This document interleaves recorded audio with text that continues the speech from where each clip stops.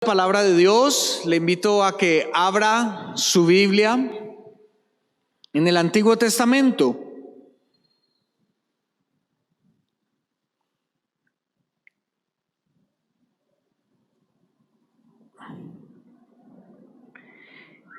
Y hay un profeta que vamos a estar estudiando hoy, es el profeta Zacarías.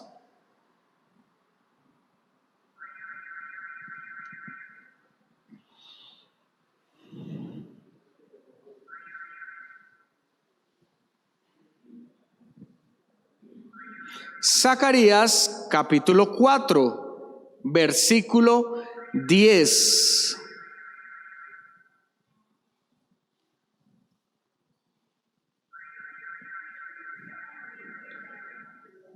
Zacarías capítulo 4, versículo 10. Unos se preguntan, ¿dónde quedará Zacarías? ¿Está Zacarías en la Biblia? Bueno, aunque ahora buscar en el celular es más fácil, ¿no? Porque le aparecen todos los libros allí. Pero pues los que somos de la vieja guardia que buscamos ahí en la Biblia, a veces se nos dificultan ciertos libros. Pero estoy seguro que Dios nos va a hablar en esta mañana a través del profeta ¿qué? Zacarías. ¿Está listo para leer conmigo? Zacarías capítulo 4, versículo 10. Dice así: porque los que menosprecian el día de las pequeñeces se alegrarán y verán la plomada en la mano de Zorobabel. Estos 7 son los ojos de Jehová que recorren toda la tierra. Oremos al Señor en esta mañana para que nos hable a través de su palabra. Padre, hoy venimos delante de ti. Tu banquete está servido en la mesa y vamos a participar de él. Sácianos con tu bien, sácianos con tu palabra. Que tu palabra traiga vida a nosotros, que tu palabra engendre sueños, proyectos, cambios, transformaciones y todo aquello que hace la buena y bendita palabra de Jehová. Nosotros lo pedimos en el nombre de Cristo Jesús. Y la iglesia del Señor dice: amén. ¿Qué le parece si le da un fuerte aplauso al Señor y da una sonrisa? La palabra de Dios se recibe con alegría, con regocijo. Muy bien. Me gusta la figura de la visión que vio Zacarías acerca de un hombre que se llamaba ¿cómo? Zorobabel, ¿cierto? ¿Y cómo vio Zacarías a Zorobabel? ¿Cómo le mostró Dios a Zorobabel, a este profeta Zacarías? Lo mostró con una ¿qué? Plomada. Bueno, yo no traje una plomada porque quizá usted no sabe qué es una plomada. Pero en realidad una plomada es una herramienta de construcción que sirve para construir, para medir, para tomar ángulos, para que las paredes no queden chuecas, torcidas. Y me gusta esa idea porque dice al final del versículo que estos 7 son los ojos de Jehová que recorren toda la tierra. Es decir que Dios vio a este hombre, a este príncipe de Israel, ¿como un qué? Como un constructor, ¿como un qué? ¿Como un qué más? Como un arquitecto, como un qué más? Un trabajador, muy bien, como una persona que tiene un proyecto, como alguien que no está esperando a que algo suceda, sino que ya tiene sus herramientas porque sabe qué es lo que debe hacer. Y asimismo los ojos del Señor están por todo el mundo y hoy están sobre la catedral de vida y está mirando a cada uno de los hermanos si están con el ánimo, con el deseo de trabajar, con el deseo de emprender, con el deseo de construir, porque es necesario, como en la visión, que cada uno de nosotros tenga, que cada uno de nosotros viva, desarrolle algún proyecto. Si hay algo que es desagradable ante los ojos de Dios, es ir por el mundo y llegar a nuestra casa, a nuestra vida y encontrarnos con las manos vacías, con las manos desocupadas. Y yo quiero iniciar en esta mañana esta predicación haciendo esta pregunta: ¿cuál es el proyecto de hoy para tu vida? ¿Están tus manos, está tu mente, está tu vida reflejando un proyecto a vivir, a construir? O por lo contrario, si hoy se apareciera una visión tuya, estarías con las manos vacías, con las manos en los bolsillos. ¿Qué será de mi vida? ¿Qué le acontecerá a Rubén Perilla? No, estoy seguro que Dios quiere que cada uno de sus hijos desarrolle proyectos. Así que, por un minuto, escribe allí en tu libreta de apuntes cuál es el proyecto de hoy para tu vida. ¿Qué has pensado? ¿Qué han planeado? Y si no eres juicioso y no llevas apuntes, por lo menos tráelo a mente, a tu corazón. ¿Cuál es tu proyecto? ¿Un proyecto familiar? ¿Un proyecto educativo? Escríbelo allí.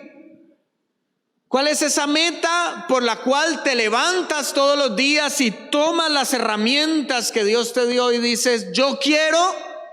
Escríbelo allí.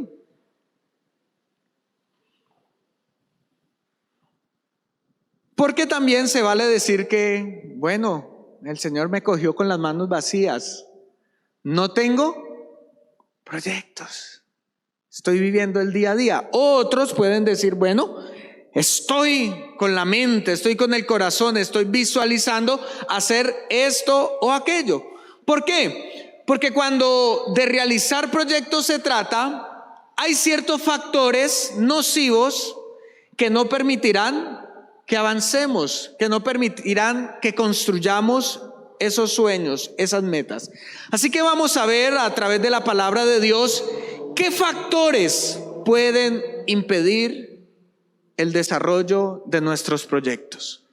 ¿Qué factores pueden impedir el desarrollo de nuestros proyectos? Y cuando yo veo a Zorobabel con herramientas de trabajo, era porque tenía un proyecto. ¿Cuál era el proyecto de Zorobabel? Construir la casa de Dios, construir el templo que había sido derribado. Zorobabel vio una necesidad y empezó a planear, empezó a decir, hay que hacer esto, hay que hacer aquello, pero no se motivaba a dar el primer paso. Por eso Dios envió profetas como Zacarías, Ageo, para decir, mira, Zorobabel y a todo tu equipo de trabajo que te rodea, estás muy quieto, estás dormido, estás sin hacer mayor esfuerzo. Yo quiero que empieces a trabajar, pero ten cuidado, porque a medida que se va a ir desarrollando la construcción del templo, hay tres factores que pueden impedir que no se construya ese templo. Y empezamos por el primer factor que está en el capítulo 1.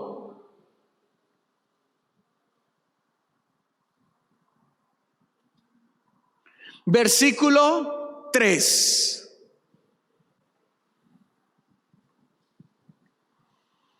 Y yo lo he llamado a este factor que puede impedir que se desarrollen nuestros proyectos, un factor espiritual. un factor que viene de parte de Dios, un factor que no es material, que no es de ideas, que no es recursos, sino que netamente tiene que ver con la vida espiritual. Lea conmigo el versículo 3 del capítulo 1. Dice: diles pues, así ha dicho Jehová de los ejércitos, volveos a mí, dice Jehová de los ejércitos, y yo me volveré a vosotros, ha dicho Jehová de los ejércitos. Quizá el primer factor que impide que nosotros cumplamos proyectos en nuestra vida es la lejanía que tenemos frente a Dios. Es estar separado de Dios. Y es que hay muchas cosas que nos separan de Dios, pero la principal de ellas, el primer motivo, la primera razón que hace que yo me aleje de Dios se llama el pecado. Es más, ¿sabe cuál es la definición de pecado? Aquello que me separa de Dios. Cuando un hijo de Dios quiere sobresalir, quiere emprender, tiene un plan en mente, dice: yo siento en mi corazón esto, debe tener como aliado a Dios. Pero si hay pecado en nuestra vida, Dios se aleja. Nosotros más bien nos vamos alejando a Dios. Y si hay algo nocivo en esta vida, es emprender un proyecto sin Dios. Es emprender un proyecto sin la dirección de Dios. Es iniciar una familia, es iniciar una carrera, es iniciar un negocio sin la bendición de Dios. Y claro que Dios quería que Israel construyera el templo, pero le dijo: antes de que inicien a construir, antes que inicien a colocar la primera piedra, tengan en cuenta que deben arrepentirse. Vuélvanse a mí, dice el Señor, y yo me volveré a ustedes. Y ese es el paso del orgulloso. El orgulloso siempre que dice que la otra persona me busque a mí, pero Dios nos está diciendo hoy: yo en este caso no daré el primer paso. Porque muchas veces cuando nos alejamos de Dios, cuando empezamos a separar nuestros caminos de los caminos de Dios, entonces decimos: Dios está allí, y se va alejando, pero está cerca y se está cerca, y se nos olvida que vamos sin la mano y sin la cobertura de Dios. Y Dios hoy quiere que tú vuelvas a tener su bendición y su aprobación. Y hay personas que de verdad se han alejado. Hay personas que amaron más el pecado, que amaron más al mundo. Y Dios no viene aquí para juzgarlos. Dios no le dice: vea, Zacarías, los voy a destruir. No, Dios siempre te dice: estás a una oración de que yo te ayude en tus proyectos. Estás a un girarte y darte la vuelta y decir: sí, Dios, reconozco que teníamos proyectos juntos. Reconozco que yo estaba comprometido contigo, pero también reconozco, Dios, que en el camino me fui alejando, que en el camino el pecado me sedujo y me alejé, y empecé a hacer mis proyectos, a ilusionarme, a crear sueños, y cuando todo se vino abajo, me pregunté: ¿y dónde está Dios? Y cuando giré, ¿dónde estaba Dios? Lejos. Y a medida que tú vas orando, a medida que tú vas sacando tu corazón, el Dios de los ejércitos dice: Él quiere que yo me acerque. Y empieza a dar pasos fuertes.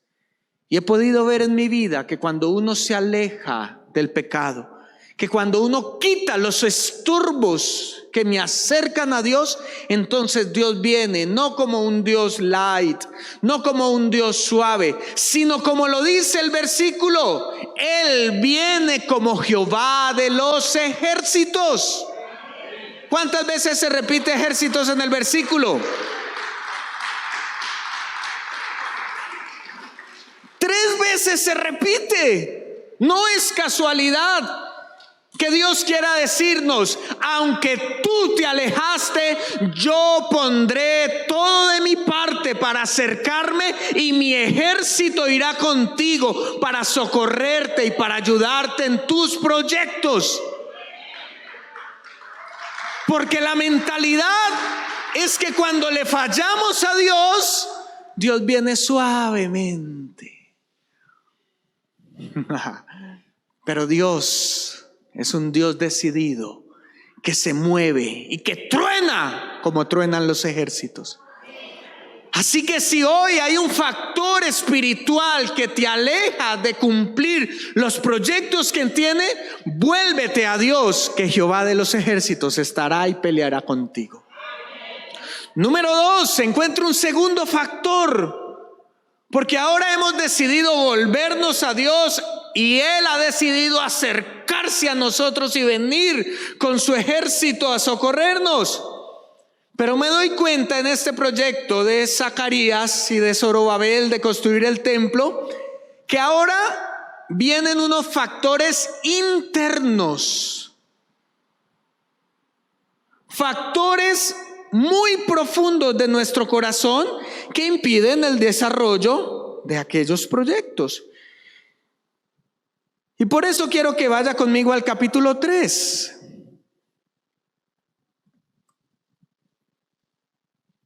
Del mismo pasaje que estamos estudiando.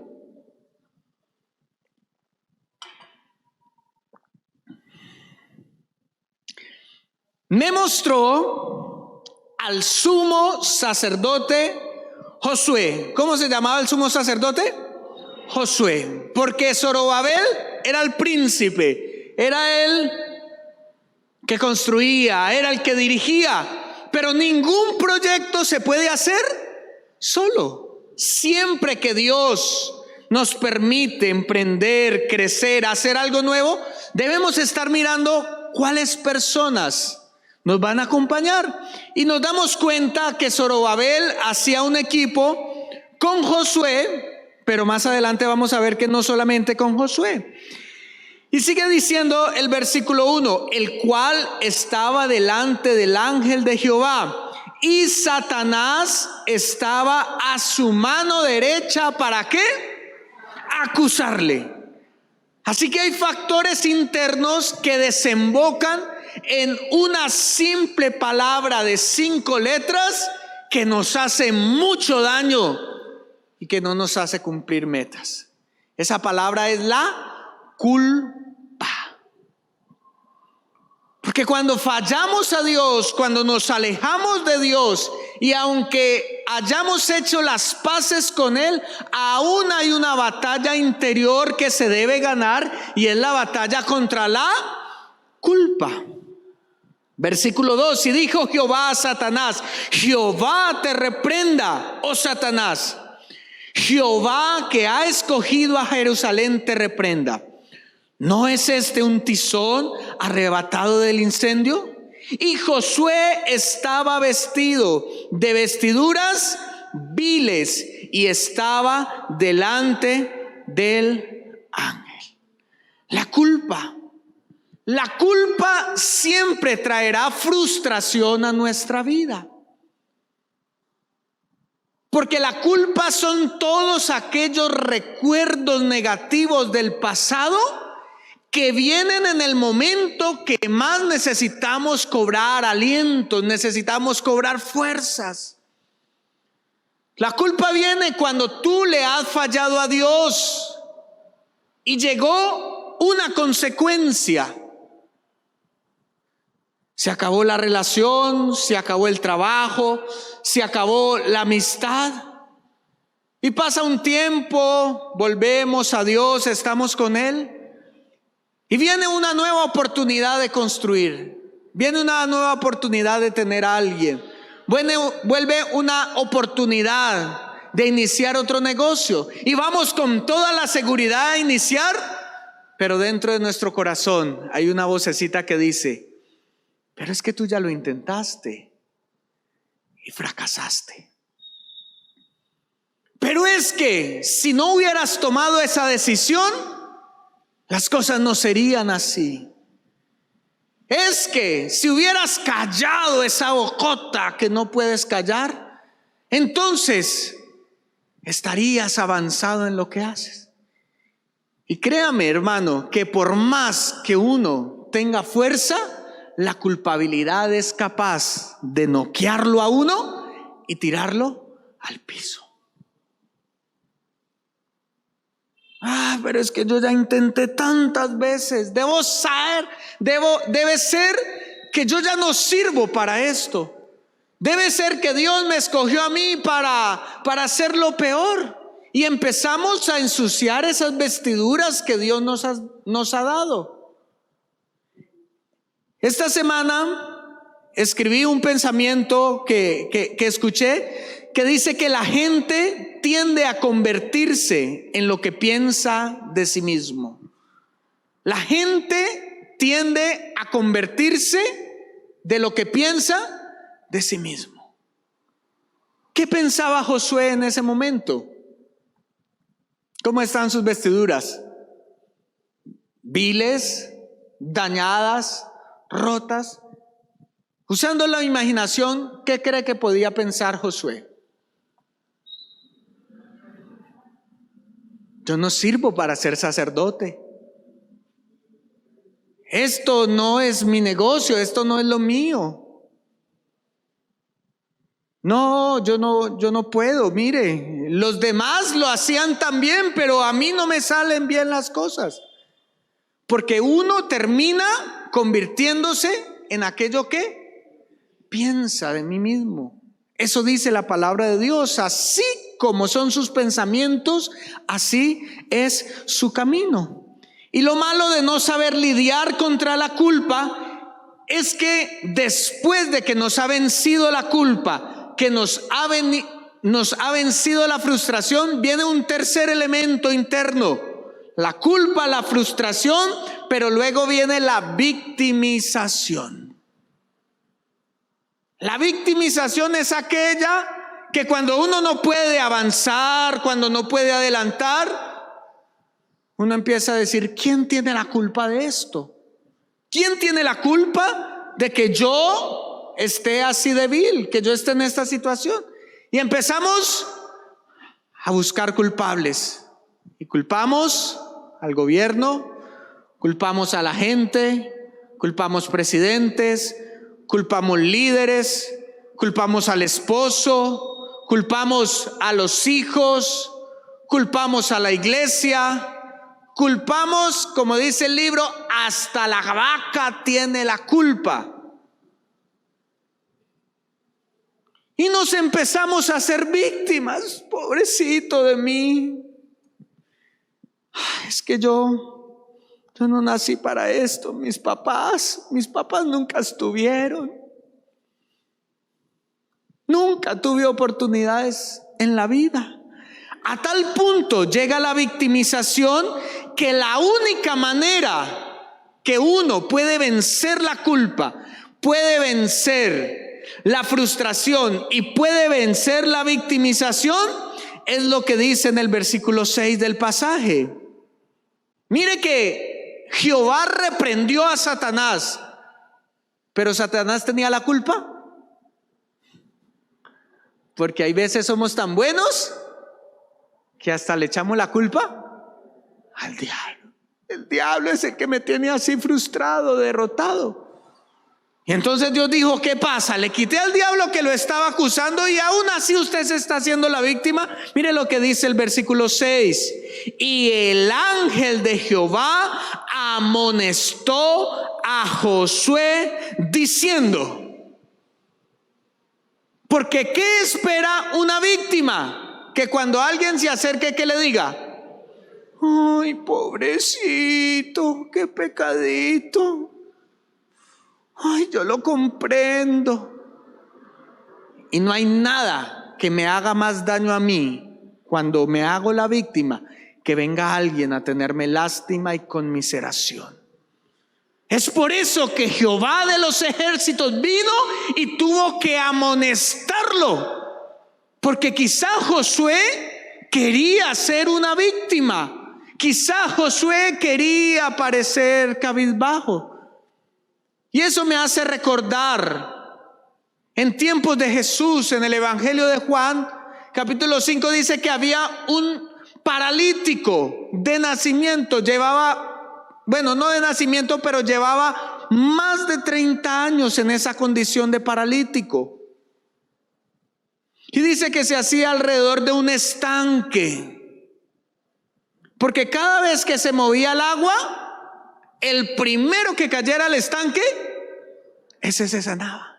Entonces, en los primeros años ahí y trataba, pero pasó 1, 2, 3, 4, 5 años. Y entonces quizá vino la culpa. La culpa fue de mi mamá que me dejó caer y por eso quedé paralítico. La culpa fue del borracho que me atropelló y por eso quedé paralítico. La culpa es de Dios, porque Dios tiene que tener gente para buenos ejemplos, sean como él, o para malos ejemplos, no sean como el paralítico. Y empezó la culpabilidad, empezó la frustración. Quizá este hombre, este paralítico, vio que otros de sus amigos que habían llegado en esa situación de miseria, de enfermedad, alcanzaban a tirarse al estanque y eran sanos. Y entonces el paralítico decía: pero ¿cómo es posible que yo llevo 7 años esperando y llega este que nada más lleva 3 años de paralítico y justo cuando se movieron las aguas, él sí entró? Dios, eres injusto. Yo llevo 7 años esperando y él lleva 3 años y preferiste sanarlo a él. ¿Cuántos llevamos un paralítico por dentro? Pero Dios, yo iba por ese negocio, lloré todo el Pentecostés pasado y se lo diste al otro. Dicen los muchachos: Señor, pero a mí me gustaba más que al otro con el que se cuadró. Señor, pero yo... Y empezamos a vivir y a hacernos las víctimas. Pero dice que cuando llegó Jesús, le hizo una pregunta que es muy reflexiva, aunque también es reflexiva porque ilumina. Pero le dijo Jesús: ¿quieres ser sano? ¡Wow! La chance de la vida. ¿Quieres ser sano? ¿Qué contestaría usted ante esa pregunta? ¡Claro! Llevo 30 años esperando. Diga qué hay que hacer. No. La culpa, la frustración y la victimización hace que cuando Dios venga y nos haga preguntas tan obvias, contestemos como ese hombre: ¿pero cómo voy a ser sano? Si cada vez que se mueven las aguas, llega otro más rápido que yo. En otras palabras, este hombre se había acostumbrado a su situación, que no quería ser sano. Se había proyectado de por vida a ser un paralítico, a ser un sacerdote mediocre. Pero muchas veces Dios utiliza mensajes como esto, personas que nos sacuden y que nos amonestan y nos tienen que decir: tienes que dejarte de hacer la víctima. Pero es que nada, si quieres salir adelante, yo soy Jehová de los ejércitos. Y hoy el Señor te dice: esas situaciones internas del pasado, de la mente, situaciones que te hicieron caer al piso, situaciones por las que lloraste, debes dejarlas a un lado, porque Dios está contigo para levantarte. Y dice el versículo 7, mire la promesa que Dios tiene para ti: y el ángel de Jehová amonestó a Josué diciendo: así dice Jehová de los ejércitos, si anduvieres por mis caminos y si guardares mis ordenanzas, tú también gobernarás mi casa, también guardarás mis atrios, y entre estos que están aquí te daré tu lugar. Si decides vencer la culpa, el Señor de los ejércitos promete estar contigo. Así que es tiempo de vencer esos factores internos que hacen que no venga la bendición de Dios. No sé quién se siente aquí tan culpable que ha dicho que no puede volver a levantarse, pero Jehová de los ejércitos estará contigo. Y número 3, el tercer factor. Le dije, número 1, que debemos vencer factores espirituales. Número 2, debemos vencer factores internos, como la culpa, la frustración y la victimización. Pero por último, hay un tercer factor que puede echar a perder el trabajo, que puede echar a perder el proyecto, que puede derrumbar el sueño. Y estos son los factores externos. ¿Factores qué? Externos. Y quiero terminar en la cita con la que iniciamos, es decir, la del capítulo 4. Y si me acompaña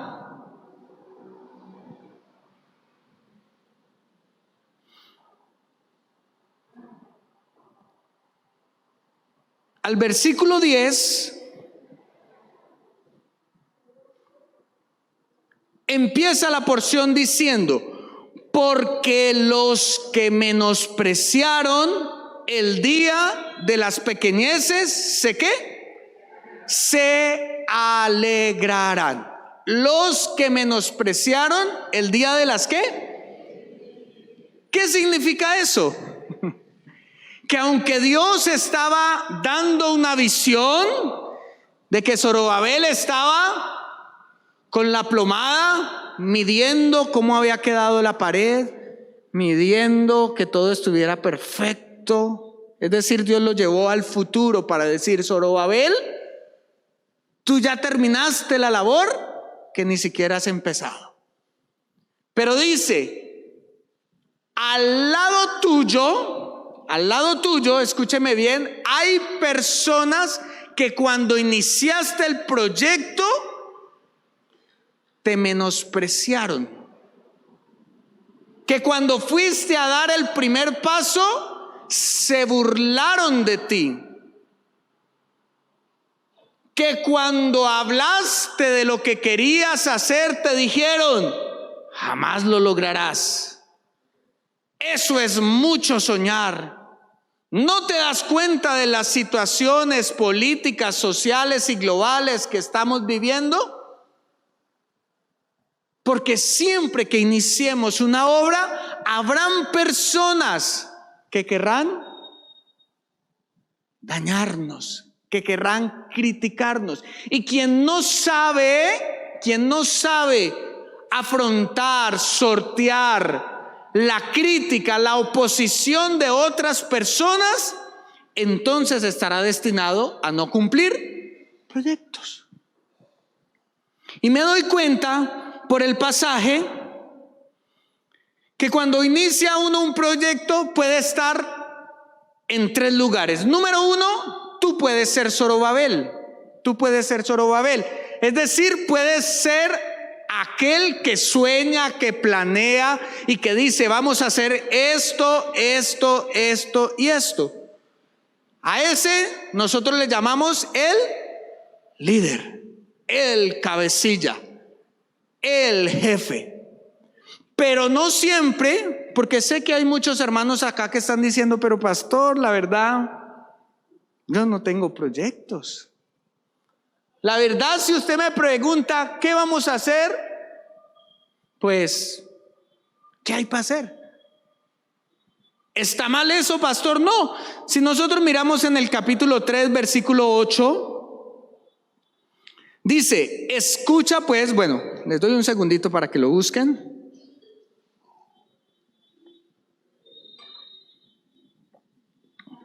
¿Ya?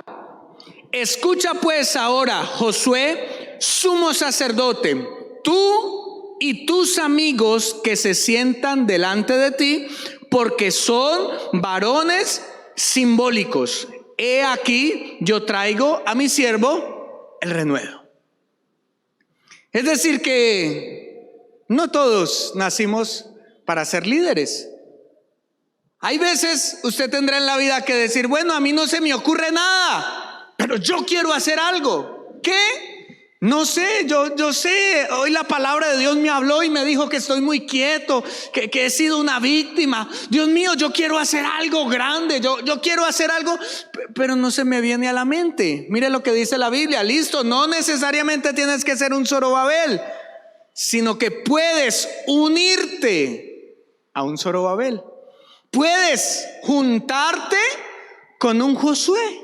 Por eso Josué fue cambiada sus vestiduras, les dieron vestiduras nuevas y dijo, esta palabra que yo te doy, Josué, no solamente es para ti que eres líder, sino que alrededor tuyo, ¿cuántos amigos habían? No dice, ¿cierto? Tú y tus amigos que se sientan delante de ti son varones simbólicos.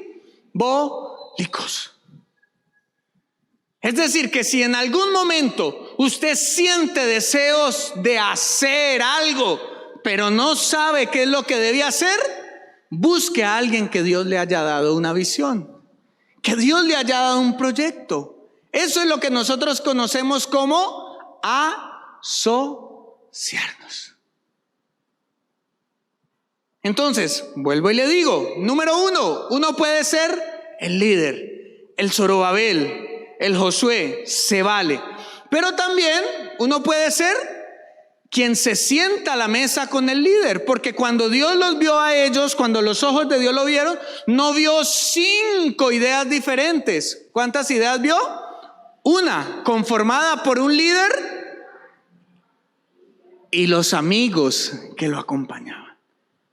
Por eso, si tú dices, no sé qué hacer, busca a alguien que esté hablando de un proyecto. Dile, bueno, ¿y cómo vamos ahí? ¿Cómo puedo ayudar yo? Dígame nomás qué hay que hacer. Porque también se vale asociarse. Pero número 3, según el pasaje, volvemos allí a 4:10, están aquellos que se juntaron, están aquellos que se asociaron, están aquellos que unieron sus fuerzas para cumplir un sueño. Pero aunque se juntaron, empezaron a criticar. Empezaron a decir, uy, no, esto no, como que no, esto no va a salir. No, yo al principio tenía expectativas grandes, pero ya la cosa no pinta bien. Bueno, esos también tienen que estar al lado de nosotros, pero ellos no nos pueden hacer detener la obra que Dios nos ha dado para hacer. Hay que aprender a trabajar con el que se opone, pero entendiendo que él no va a ser el obstáculo para que yo cumpla el proyecto. Y me encanta el versículo 7 del capítulo 4. Si usted puede enmarcarlo en un cuadro, si usted quiere colocarlo como fondo de protector de pantalla, hágalo. Y voy a leer Zacarías 4:7 en la versión Nueva Traducción Viviente, porque dice, nada impedirá el camino de Zorobabel, ni siquiera una montaña gigantesca, pues se convertirá en llanura delante de él. Y cuando Zorobabel coloque la última piedra del templo en su lugar, la gente dirá: Dios lo bendiga, Dios lo bendiga. Aunque se levante una montaña, se convertirá en llanura. Porque uno se convierte en lo que uno piensa que cree que es. Y yo quiero que tú salgas hoy de la iglesia diciendo: yo soy un Zorobabel. Y si se levantan montañas, no importa. Yo hago que se conviertan en llanuras. Ese es el pensamiento que Dios quiere que tú tengas de ti mismo. No el de la víctima, no el de no puedo. Y mire, dice que cuando Zorobabel haya terminado, ¿qué harán los demás? ¡Bravo! ¡Gloria a Dios! Creíamos en Él, sabíamos que lo podías hacer. Mentira, porque el versículo dijo: y ay de los que menosprecian el día de los pequeñeces, porque ellos serán los primeros que se alegrarán. No quites a las personas que te hacen oposición, déjaslas allí, porque cuando Dios te levanta y te dé la victoria, ellos que te criticaban, ellos que te juzgaban, ellos que decían que no podían, serán los primeros que dirán: Jehová de los ejércitos estaba con él.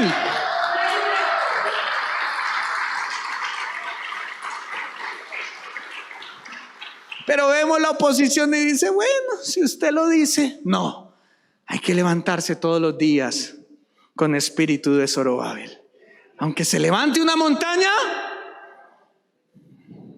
eso es cuesta abajo para mí, porque yo estoy con Jehová de los ejércitos. Así que, mi amado hermano, Dios quiere que tú trabajes en algún proyecto. Dios ya te vio construyendo. Dios ya te vio finalizando ese proyecto que está en tu corazón hasta el momento. Solamente que debes vencer los factores espirituales para tener siempre